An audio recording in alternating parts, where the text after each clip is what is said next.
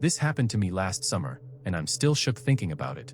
I'm Jake, 23, and I was staying at my uncle's place in rural Ohio for a few weeks after college, just trying to figure out my next move. His house sits on this big chunk of land with thick woods out back, miles of trees, no trails, just pure wilderness. I've always been into camping, so I figured I'd spend a night out there, just me and the basics. I'd done it plenty of times before, so it wasn't a big deal, just a chill way to clear my head. But man, what went down that night made me swear I'd never set foot in those woods again. It was early August, a Friday afternoon. I told my uncle I was heading out to camp about a mile into the forest, packed my backpack with a tent, sleeping bag, some snacks, a flashlight, and my pocket knife, and started hiking around 3 p.m. The woods were super dense, trees so close you could barely see 20 feet ahead, all tangled with underbrush. After an hour of trekking, I found a small clearing, maybe 20 feet wide, with a flat spot perfect for my tent. I set everything up, got a little campfire going, and kicked back with a bag of chips, watching the sun dip low.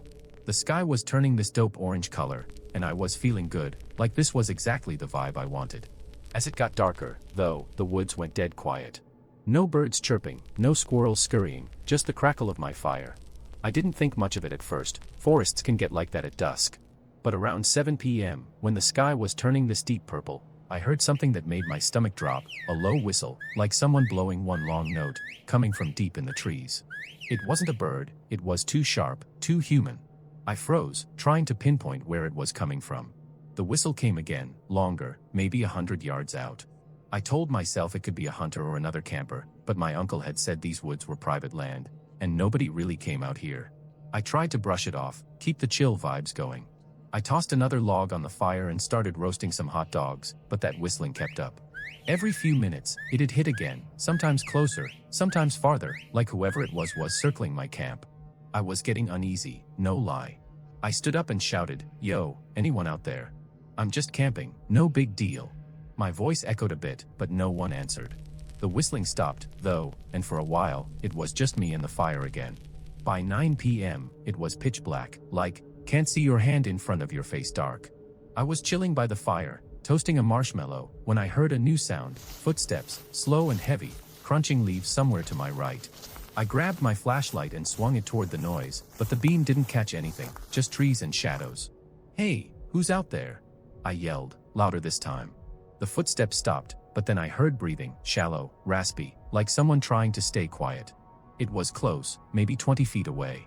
My heart was racing, but I didn't want to seem spooked. I called out again, "Look, dude, I'm just trying to camp. You lost or something? I can help you out." No answer, but the breathing got louder, more ragged, like whoever it was creeping closer. My fire was dying down, so I threw on another log, hoping the light would keep them back. That's when I saw something, a quick glint, like light bouncing off metal, just outside the clearing. It looked like a knife or some kind of tool, gone in a second. My blood ran cold. I was legit freaked now. I grabbed my pocket knife, more for comfort than anything, and started packing my stuff. No way I was sticking around with some rando creeping in the dark. As I was shoving my sleeping bag into my pack, the whistling started again, way closer, right at the edge of the clearing. I swung my flashlight around and caught a dude stepping into the light. He was tall, maybe 40, wearing a beat-up flannel jacket and a baseball cap pulled low. I couldn't see his face clearly, but he had this weird smirk, like he thought this was funny. "Didn't mean to spook you, kid," he said, his voice all low and gravelly. He took a step closer, hands in his pockets. "Just out for a walk, saw your fire." I wasn't buying it. His vibe was all wrong, way too chill for someone wandering private woods at night. Yeah, cool," I said, trying to play it cool myself. "I'm good here, man. You got a camp nearby or what?" He didn't answer, just kept that smirk, staring at me like he was sizing me up. I noticed his hands were still in his pockets, and he kept shifting his weight, like he was antsy. "You alone out here?" he asked, tilting his head. My gut was screaming to bounce. "Yeah, just me," I said, gripping my knife tighter. "Actually, I'm about to head out." He nodded, still staring, and said, "Smart move. Woods ain't safe at night." Before I could say anything else, I heard another crunch, behind me, from the opposite side of the clearing. My heart sank. This dude wasn't alone. I didn't wait to find out who else was out there. I grabbed my pack, kicked dirt over the fire to kill it, and booked it into the trees, flashlight bouncing as I ran. I heard the guy laugh, this low, creepy chuckle, and then heavy footsteps coming from where that second crunch was. I grew up hiking with my uncle, so I kinda knew these woods. I zigzagged through the trees, aiming for a dirt road I knew was nearby. The footsteps kept up for a minute, then faded, but I didn't stop until I hit the road. Out of breath, I checked my phone. I got one bar, enough to call my uncle. He picked me up 20 minutes later, and I spilled everything. He called the cops, and the next morning, I led a deputy back to the clearing. My tent was still there, but my sleeping bag was sliced to shreds, stuffing spilling out like someone gutted it. There was no sign of the guy or his buddy, but the deputy found something weird, boot prints leading into the clearing, then just stopping, like the dude vanished. They also found a rusty hunting knife jammed into a tree, like 10 feet from my campfire. My uncle did some digging later and found out the land bordered some old guy's property, a dude who'd been busted years back for trespassing and poaching. Nobody knew if he was still around, but I wasn't about to find out. I moved back to my dorm the next week and haven't gone near those woods since. Sometimes, late at night, I swear I hear that same whistle outside my window, but I tell myself it's just the wind messing with me. Last summer, I decided to do something different and rent one of those old fire lookout towers you can book online. I'm a big backpacker, always chasing that next adventure, and my buddy told me about these retired towers way out in the middle of nowhere. The one I picked was in a national forest in Montana, about as remote as it gets, miles of dense woods, no cell service, no nothing. It was the only one with open slots, probably 'cause it was such a haul to get to, but I was pumped for the challenge. The website had one grainy photo from like the 60s, showing a boxy cabin on short stilts, so I was going in pretty blind about the place. All I knew was it was built decades ago and might be rough. Whatever, I thought. I'd hiked tougher spots before. I packed my usual gear, tent, sleeping bag, stove, flashlight, a small hatchet, and hit the trail at 8 a.m. The path was barely a path, just a faint line through thick pines and rocky ground. For hours, it was nothing but trees, no views, no landmarks, just me and the crunch of my boots. After about 6 hours, I finally saw the lookout up on a ridge, maybe a mile off. It wasn't some tall tower like you'd imagine, just a squat, weathered cabin raised maybe 10 feet off the ground, with a rickety staircase circling up to a walkway. Another hour of climbing, and I was there. The view was unreal, like I could see half the state, mountains rolling out forever. The lookout itself was beat up, peeling paint, patched windows, and a door that looked like it had been kicked in and fixed a dozen times. Inside was just a creaky wooden floor, a rusty table, and some cobwebs. No frills, but that view made it worth it. I dropped my pack, cooked some ramen on my stove, and chilled on the walkway, soaking in the sunset. It was dead quiet up there, just the wind and a few birds chirping. I was wiped from the hike, so around 9 p.m., I unrolled my sleeping bag on the floor and tried to crash. The place had no locks, which bugged me a little, but I figured nobody's hiking all the way up here at night. I was just starting to doze off when I heard something, a low thump, like someone dropped a bag outside. I sat up, listening hard. Then came footsteps, slow and heavy, climbing the stairs. My heart was pounding. I scrambled out of my sleeping bag and grabbed my flashlight, standing by the door. The steps got louder, and before I could even decide what to do, a dude appeared on the walkway. He was older, maybe 50, with greasy gray hair and a faded denim jacket. He didn't flinch when he saw me, just gave this weird half-smile, like he expected me to be there. "Nice spot, huh?" he said, leaning against the railing like we were old buddies. I nodded, trying to play it cool, but my gut was screaming. "Yeah, it's dope. I booked it for a couple nights." He kept smiling, his eyes locked on mine. "That's so. Pretty far out for just one guy." I was thrown off. This place was in the middle of nowhere, and he didn't have a pack, no gear, nothing. I asked if he was camping nearby. "Was hoping to crash here, actually," he said, still with that creepy smile. "Plenty of room, right?" I hesitated, then lied. "Nah, man, my buddy's on his way up. Should be here soon." His smile faded, and he just stared at me, not saying a word. After a tense second, he shrugged. "Fair enough. I'll get out of your hair." He turned and headed down the stairs, his boots clomping way louder than they should have. I watched him disappear into the dark, but I couldn't shake the fact that he had zero gear. Who hikes this far with nothing? I was too creeped out to sleep after that. I sat by the window, flashlight off, staring at the stairs through the glass. The moon was bright enough to see the ridge below, but nothing moved. Around midnight, I finally started to relax, figuring he was gone. I grabbed my little battery-powered lantern, hung it on a nail, and tried to chill. But as I was setting up my sleeping bag again, I noticed something on the table, a small, folded piece of paper that wasn't there before. I unfolded it, and it just said, "Be careful," with a little arrow pointing down, like toward the ground below the tower. My stomach dropped. I hadn't heard him come back, and I'd been right by the door. I spent the rest of the night on edge, checking the windows every few minutes. By morning, I was exhausted but relieved. I made coffee and tried to enjoy the view, but that note was eating at me. I decided to hike down the ridge a bit, partly to clear my head, partly to see if that dude was still around. The forest was just as dense as the day before, no signs of a campsite or any gear. I checked under the tower, half expecting to find something sketchy, but it was just dirt and rocks. Still, I couldn't shake the feeling I was being watched. I stuck it out for the day, trying to salvage the trip. I stayed up late again, keeping my lantern on low and my hatchet close.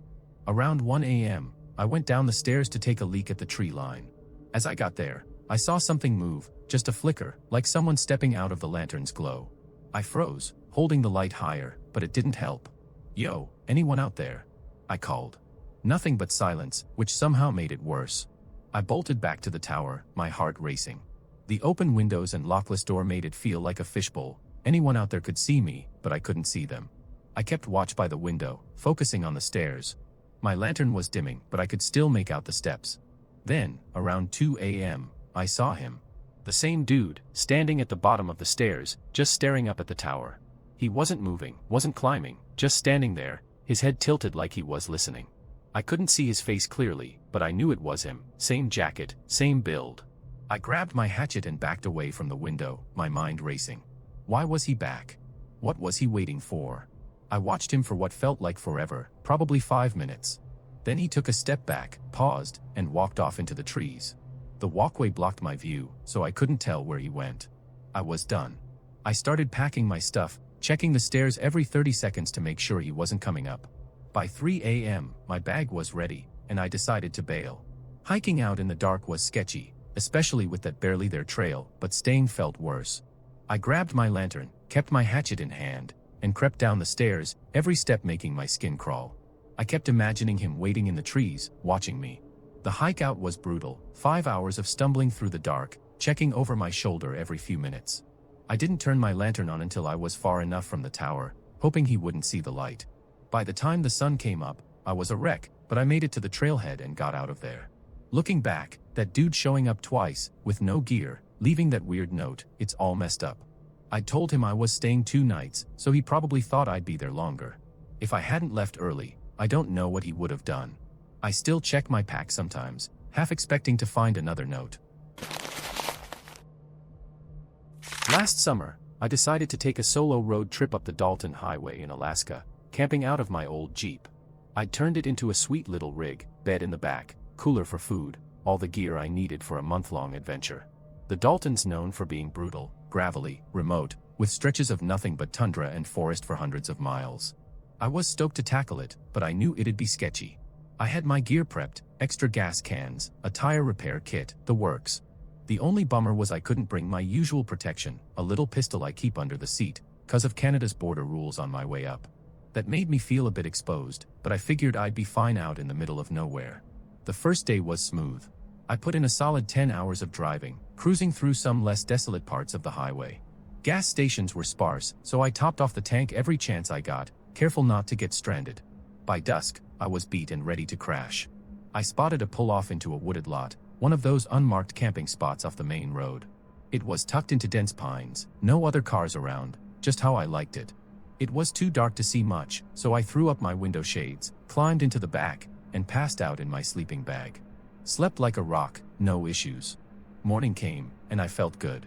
Before hitting the road, I wanted to stretch my legs, so I stepped out and noticed a faint trail leading deeper into the woods. I followed it for maybe 10 minutes, just soaking in the quiet. Then I stumbled on another campsite, and something about it gave me the creeps. It was messy, trash scattered, a torn-up sleeping bag half buried in the dirt, like someone had bolted in a hurry. A fire pit was still smoldering, which was weird for an empty site. My gut told me to bounce, so I turned back. When I got to my Jeep, I froze. A beat-up gray van was parked right next to me, so close I could barely open my driver's door. It had dark windows, no plates, and nobody was around. I didn't see anyone in the woods or hear anything, but it felt like eyes were on me. I didn't stick around to find out what was up. That trashed campsite and this random van showing up out of nowhere on a dead empty road. No thanks. I hopped in my Jeep and peeled out, kicking up gravel. I drove hard for about 4 hours, stopping only when I hit the next gas station, a rinky-dink place with one ancient pump and a view of mountains that looked like a postcard. I started filling up, leaning against my Jeep, trying to shake off the weird vibe. The pump was slow as hell, but I didn't mind, cause the scenery was unreal. Then I saw it, a gray van rolling down the highway, same one from the campsite. My stomach knotted up as it pulled into the station and parked on the other side of the pump. I told myself it could just be a coincidence. Gas stations are rare out here, everyone's gotta fill up. But it was the same van, no doubt, same dents, same tinted windows. Nobody got out, which made it weirder. I finished pumping, hopped in my Jeep, and took off fast, checking my rear view every few seconds. The van didn't follow, and I started to relax, figuring I'd put enough distance between us. I drove all day, determined to find a better spot to camp before dark this time. Around sunset, I found a pull-off hidden in some thick brush, off a side trail that looked like nobody used it. No fresh tire tracks, no trash, felt like a safe bet. I decided to skip setting up my tent outside, something about that van had me spooked, so I'd sleep in the Jeep again. I cooked some food on my camp stove, enjoyed the quiet, and settled in the back with my window shades up. I was feeling good, scrolling through some offline music on my phone to wind down. I'd been chilling for a couple hours, probably around 10 p.m., when I heard it, crunching footsteps outside, slow and deliberate, like someone walking on dry twigs. I froze, my phone still glowing in my hand. I turned it off and sat up, trying to peer through a gap in the shades. It was too dark to see much, but then I heard a new sound, a low tap, like someone rapping their knuckles on my rear window. My heart was hammering. I leaned forward, trying to stay calm, and called out, "Yo, who's out there?" No answer, but the tapping stopped. Then, out of nowhere, a face pressed against the driver's side window, right where the shade wasn't fully covering. I couldn't make out details, just a shadowy outline, eyes glinting in the faint moonlight. I jolted back, my breath catching. The face pulled away, and I heard more footsteps, faster now, circling the Jeep. Then a loud bang on the back door, like someone slammed it with a fist. I scrambled to the front seat, fumbling for my keys, when I heard another sound, metal scraping, like someone trying to pry the back door open. I glanced back and saw an arm reaching through a crack in the rear window, which was now shattered. A second guy was at the driver's side, smacking the glass with something heavy, a crowbar, maybe. I finally got my keys in the ignition, my hands shaking so bad I could barely turn them. The engine roared to life just as the back door popped open. I floored it, tires spinning in the dirt, and caught a glimpse of that same gray van parked half hidden in the brush as I sped past. They'd followed me, no question. I drove for a solid 10 miles, adrenaline pumping, before pulling over to shut the back door and check the damage. Glass was everywhere, and my sleeping bag was slashed where they'd reached in. I managed to get a weak cell signal and called the cops, but out there, it took hours for anyone to show up. By then, the van was long gone. I couldn't get a plate number or see their faces in the dark, so there wasn't much the cops could do. I got my window patched up at the next town and kept going to Alaska, trying to salvage the trip. But those guys, following me for hours, breaking into my Jeep, knowing I was alone out there. That's not just some random coincidence. I still check my mirrors on empty roads, half expecting to see that gray van again.